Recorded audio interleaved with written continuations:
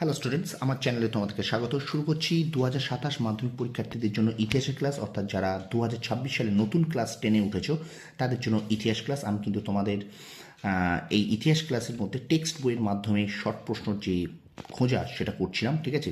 তো টেক্সটের line by line পড়ছিলাম আর সেখান থেকে আমি তোমাদের শর্ট প্রশ্ন দাগিয়ে দিচ্ছিলাম। তো এটা তোমাদের কিন্তু যে বইটা সেটা হলো পারুল প্রকাশনীর বই ইতিহাসের, ওকে? আধুনিক ইতিহাস ও পরিবেশ, সুন্দর বইটা করেছে। তো আমি এখান থেকে তোমাদের টেক্সচুয়াল শর্ট কোশ্চেনগুলো করে দিচ্ছি, অর্থাৎ টেক্সট থেকে। একটা কথা বারবার বলছি, টেক্সট বইটা তুমি যদি ভালো করে পড়ো তাহলে কিন্তু তোমার কোনো শর্ট প্রশ্ন আটকাবে না, ঠিক আছে? একটা কথা বারবার বলে দিলাম। আর মনে রাখবে, শর্ট প্রশ্ন যে যত বেশি করে আসতে পারবে তার কিন্তু নাম্বার তত বেশি হবে, ওকে? চলো শুরু করি ক্লাসটি। দেখো, আজকে এই পর্যন্ত আমরা গতকাল পড়েছিলাম, আজকে এখান থেকে পড়বো, অর্থাৎ নতুন সামাজিক ইতিহাস চর্চা থেকে পড়বো। দেখো শুরু করি, প্রথম থেকে শেষ পর্যন্ত ভিডিওটা দেখবে, নয়তো কিন্তু বুঝতে পারবে না, ঠিক আছে? দেখো, নতুন সামাজিক ইতিহাস চর্চা বলছে। দেখো, বর্তমানে ইতিহাস চর্চার একটি জনপ্রিয় ধারা হলো নতুন সামাজিক ইতিহাস, যাকে আধুনিক ইতিহাসের জননী বলা হয়।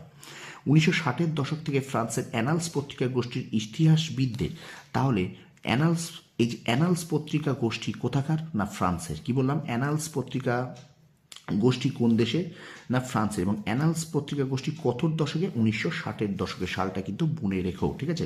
ইতিহাসবিদদের উদ্যোগে সমাজের সাধারণ মানুষের জীবন জীবিকা, খাদ্যাভ্যাস, পোশাক পরিচ্ছদ, বিনোদন, সংস্কৃতি প্রভৃতি নিয়ে যে ধরনের ইতিহাস চর্চা শুরু হয় তাকেই বলা হয় নতুন সামাজিক ইতিহাস। এই প্রসঙ্গে প্রথম আলোকপাত করেন ইতালির চিন্তাবিদ জি ভিকো। মনে রাখবে যে সামাজিক ইতিহাস, এই যে সামাজিক ইতিহাস সম্পর্কে প্রথম আলোকপাত কে করেন? না ও ইতালির চিন্তাবিদ জি ভিকো, এটা মনে রাখবে, ঠিক আছে?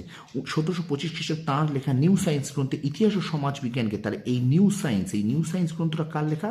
না এই জি ভিকোর কিন্তু লেখা এই নিউ সায়েন্স। কি বললাম? নিউ সায়েন্স, এই যে ইতিহাস যে বইটা, নিউ সায়েন্স বইয়ের লেখককে? না জি ভিকোর লেখা, ওকে?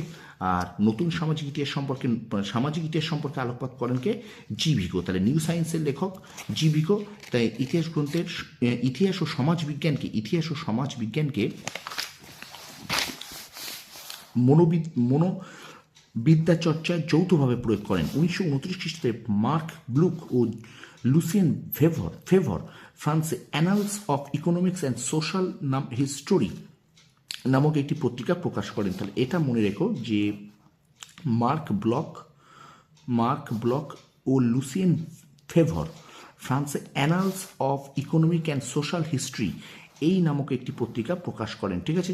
ওই বছরই তাদের উদ্যোগে গড়ে ওঠে অ্যানালস স্কুল বা অ্যানালস গোষ্ঠী। তাহলে মনে রাখবে যে কাদের উদ্যোগে অ্যানালস স্কুল বা অ্যানালস গোষ্ঠী গড়ে ওঠে? না এই যে মার্ক ব্লক এবং লুসিয়েন ফেভারেট কিন্তু উদ্যোগে গড়ে ওঠে অ্যানালস পত্রিকা গোষ্ঠী বা অ্যানালস স্কুল, ঠিক আছে? বারবার বলছি, তাহলে অ্যানালস পত্রিকা গোষ্ঠী বা অ্যানালস স্কুল কাদের উদ্যোগে গড়ে ওঠে? না মার্ক ব্লক এবং লুসিয়েন ফেভারের নেতৃত্বে। কোথায়? না ফ্রান্সে, ঠিক আছে? এই পত্রিকা গোষ্ঠীর হাত ধরে ফ্রান্সে শুরু হয় নতুন সামাজিক ইতিহাস চর্চা। তাহলে কোন ইতিহাস চর্চার মাধ্যমে, কোন গোষ্ঠীর হাত ধরে? না অ্যানালস পত্রিকা ইতিহাস গোষ্ঠীর মাধ্যমে ফ্রান্সে ইতিহাস চর্চা শুরু হয়। একটু ভালো করে তোমরা এগুলোকে দেখে নাও, বারবার বলছি, প্রত্যেকটা লাইন ধরে ধরে পড়াচ্ছি আমি তোমাদের, ঠিক আছে? দেখো, ইংল্যান্ডের সামাজিক ইতিহাস চর্চার জনক বলা হয় জি এম ট্রেভিলিয়ানকে। তাহলে সামাজিক ইতিহাস চর্চার জনক কাকে বলা হয়? না জি এম ট্রেভিলিয়ানকে। নতুন সামাজিক ইতিহাস চর্চার জনক কাকে বলা হয়? G M ট্রেভিলিয়ানকে।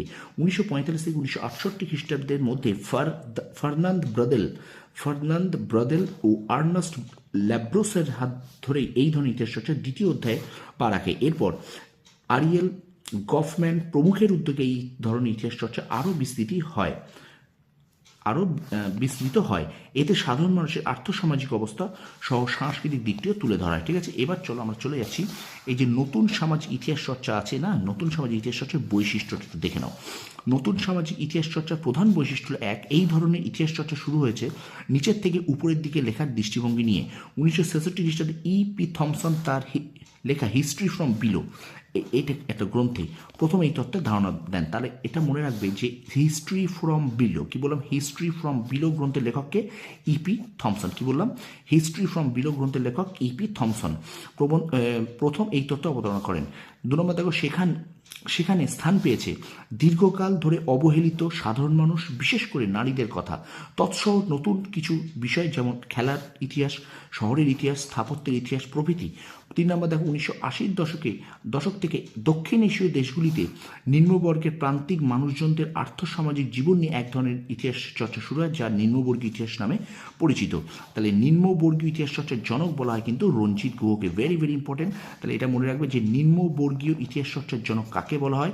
রঞ্জিত গুহকে বলা হয়। তার 4 নম্বর দেখো, নতুন সামাজিক ইতিহাসে রাজনীতির পাশাপাশি আর্থসামাজিক, সাংস্কৃতিক, বৌদ্ধিক এবং সমাজ ও রাষ্ট্রের সমস্ত বিষয় চর্চা করা হয়, এই জন্য এই ধরনের ইতিহাস চর্চাকে টোটাল হিস্ট্রি বলা হয়। ঠিক আছে, আচ্ছা এবার আমরা চলে যাব এই পর্যন্তই থাকবে আজকে এই ক্লাসটা। ঠিক আছে, আজকে আমরা পর্ব 2 এখানে শেষ করছি। ঠিক আছে, তো ভিডিওটা ভালো লাগলে অবশ্যই লাইক করো, কমেন্ট করো, আর বন্ধুদের মাঝে বেশি করে শেয়ার করো। আর বারবার বলছি, এই লেখাগুলোকে তোমরা একটুখানি ভালো করে স্ক্রিনশট করে নাও। যেমন সামাজিক ইতিহাস চর্চার জন্য কাকে বলা হয়? GM ট্রেভিলিয়ানকে।